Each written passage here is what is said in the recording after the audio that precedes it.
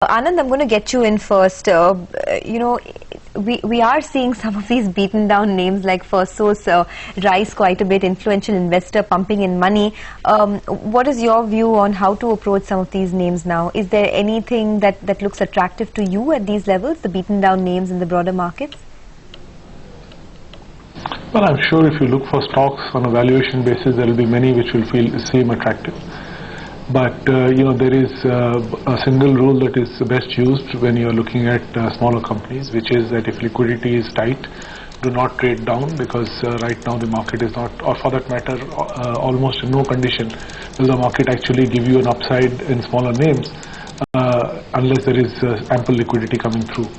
And therefore, if somebody is looking at a short-term trade or a valuation gap narrowing, you have to really wait for liquidity to become very easy again, which currently doesn't look likely in the near term. So it's best probably not to go valuation hunting, but to stay in liquidity-based stocks which you can move in and out quickly. Anand, what's your call on the IT sector as we head into the earnings season? Because quite clearly the street is extremely divided in terms of what Infosys will come out and say. I mean, in terms of valuations, what stocks look attractive. It's completely divided. What's your call now? Well, what is the choice? If you want to buy a stock, a company which still has cash on the balance sheet, which is still probably growing faster than the market, and which is giving you an ROE which is well above 20% in the most cases, I don't see any other option but to be in IT. Albeit there are clouds gathering on the horizon in terms of the visa rules, and that may impact the margin somewhat going forward if they are passed as they are. But despite that, I think you will find that there are hardly any other industries or sectors which are trading cheaper and which have any better fundamentals than the IT space. So I think if you are not in IT, you should be there.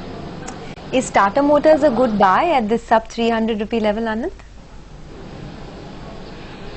Well, that depends on how many. Tata Motors has had a stellar run for the simple reason that they have managed to get their overseas models doing very well. The challenge is how long will it continue to grow there, especially if they are not going to be introducing new models there. Now that's a question that I don't have an answer for, and perhaps some of the analysts will have a better view on it. My own feeling is that the next round of R&D will have to happen sometime fairly soon, which will take up a lot of capital. We've just had a great period in Tata Motors, probably will continue for a little longer. So the short answer is yes, I think you need to be perhaps still in it. If you are a longer term investor, you may want to start wondering about at what level you want to get out, because I don't believe that every launch will be as successful as the last few have been. Anyway, let's get Anand in. Anand, the news that came out on the macro front was the food security bill and the impact that it would have on the subsidy figures, etc. Today, the market did not react much to it, but how do you gauge the news and the sentiment dampener that it could be for the market eventually? Well, we've heard a lot of arguments why it is bad, so let me try and make a case of why it is good. Not that I believe it is, but just to have some variation in their opinion. So one of the first things that the food security bill will do is that it will dampen food inflation, and that's a big positive, because that's been a great problem that we've had in the last few months, that food inflation has been rocking. Now if you assume that food inflation actually comes down, that will mean real interest rates go up. And if real interest rates go up, we actually have no problem now on the capital account deficit, because money will start getting saved, and more importantly, currency will stabilize.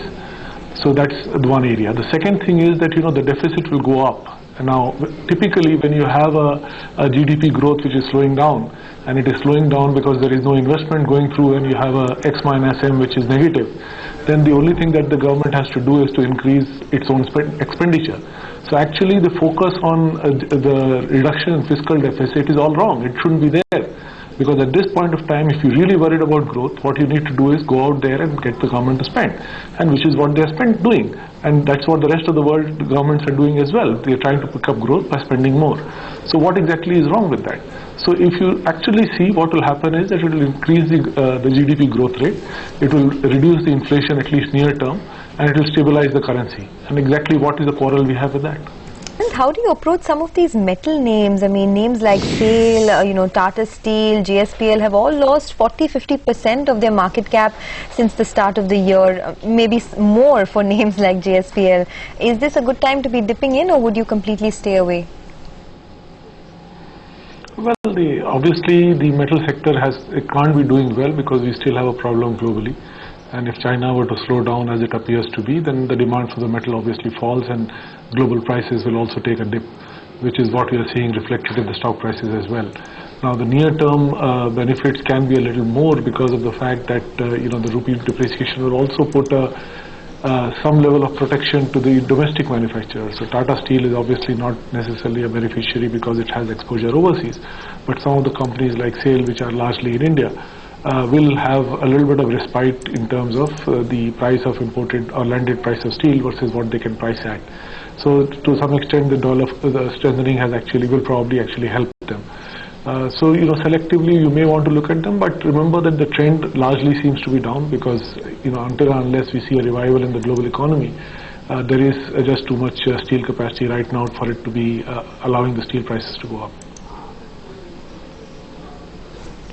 All right.